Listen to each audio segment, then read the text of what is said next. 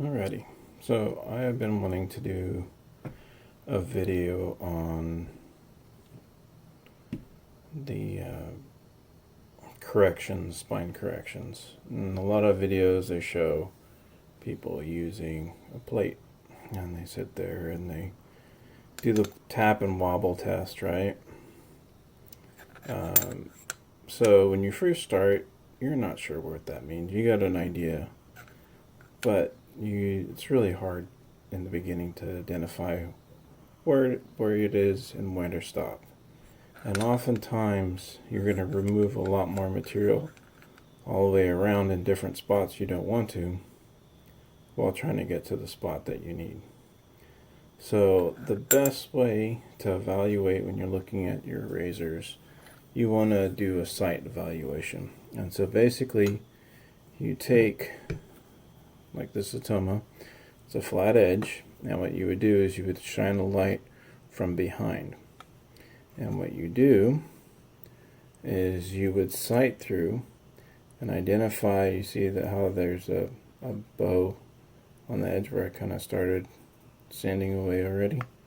And this is someone else had ground this, but fortunately it doesn't feel like they mess with the temper, so that's a positive. But this is one I've just got to restore. So as you can see, it's got that bow and it rocks, right? So the high point is generally not on the edges, because with the flat surface you're just going to be touching here, like I've talked about before. But what you're wanting to do is remove behind that. You're not wanting to take off very much off the spine, but you want to remove the high parts that's inside the concavity part. So through here. And so another thing you want to look at is the blade evenness and center. So it looks like they kept this one fairly center from what I can see. And you want to do the same with this, is put it on an edge like that and then sight it with the light and see what parts are sticking out. Another way is to sight it like this, especially if you have decent eyesight. It can be tricky, but you can do that as well. But you want to check where the edge has been grounded, make sure that's straight. If that's all wonky, then it's a whole lot more work. But generally, when they ground these, they were going on a wheel and hollowing out the middle part. And so what they'd end up doing is, being left hand or right hand, they would favor one side more than another. And especially when they started doing the two wheels grinding together. This is a wedge, so more than likely like this was freehand. Someone did it like this on the wheel. So usually you would have a bow side and the other side, what is it called? I can't remember. People call it warp, but basically it's how it was ground. Some you can get straighter than others. So the next thing you would want to look at is how much are you going to grind off, because the more you grind off, especially up by the spine, the steeper your angle is going to get and the shorter your blade's going to get. So you got to have that in factored in, and how much of those high spots are throwing off your bevel. So that all has a factor in it. So it's kind of a finicky, fine balance that you got to deal with and figuring out, and it's kind of a thing that's your trial and error. So what I did is I made some blocks. So this is a 12-inch. I measured 12 inches out, marked the radius, cut it out, and then shaped the block.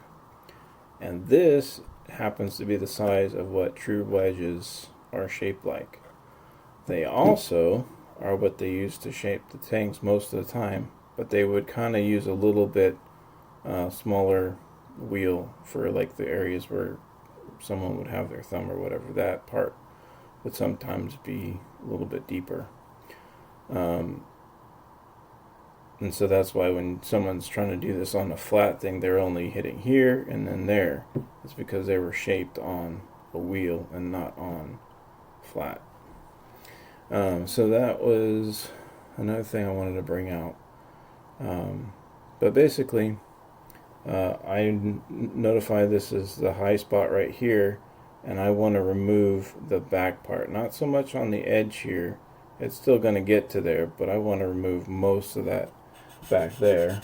And so I have the oil on there, and what I do is I go until I get majority of that bow out of there.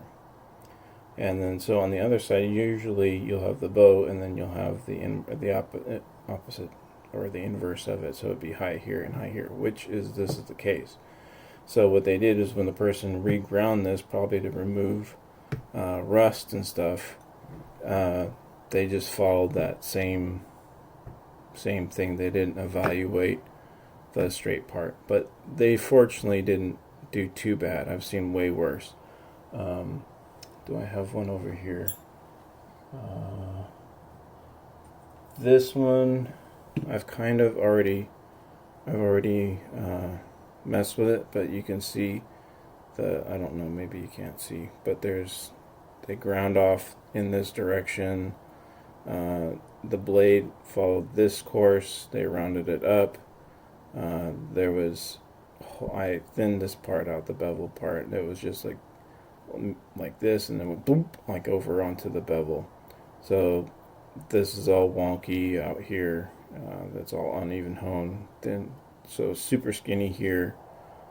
I don't know if you can see that. It looks fairly even, but you can definitely tell this is narrower. So more than likely, I'm gonna have to just build it up with tape or Play-Doh, which I've shown in another video, to make sure my bevel angle is right. And as you see, this is a true wedge.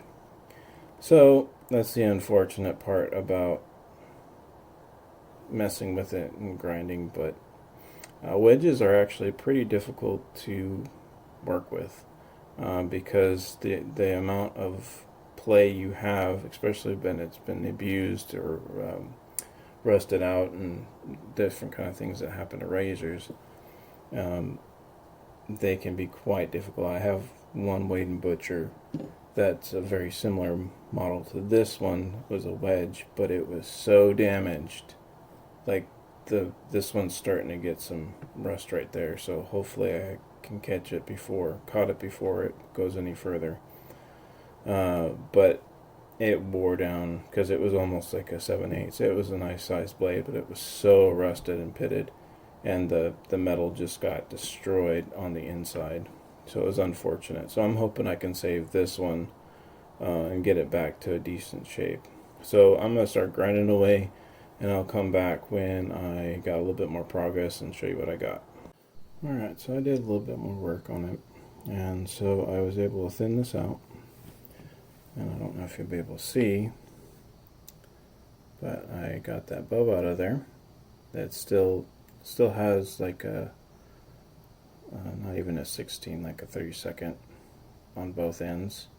You still get light through it, but you know, considering what it was, is probably almost an 1/8 high on both ends. You know, it's sticking out so far. That's an improvement. You don't want to, I've learned this the hard way, you don't want to go all the way. You lose too much material, then you start having to build up the spine to make sure your bevel angle is correct. It's just extra work, but if you can get it close, then the rest you can compensate by your strokes on your stone. So the next thing I do is I want to make sure, I know this isn't perfect, so I know it's going to be still high in these spots right here.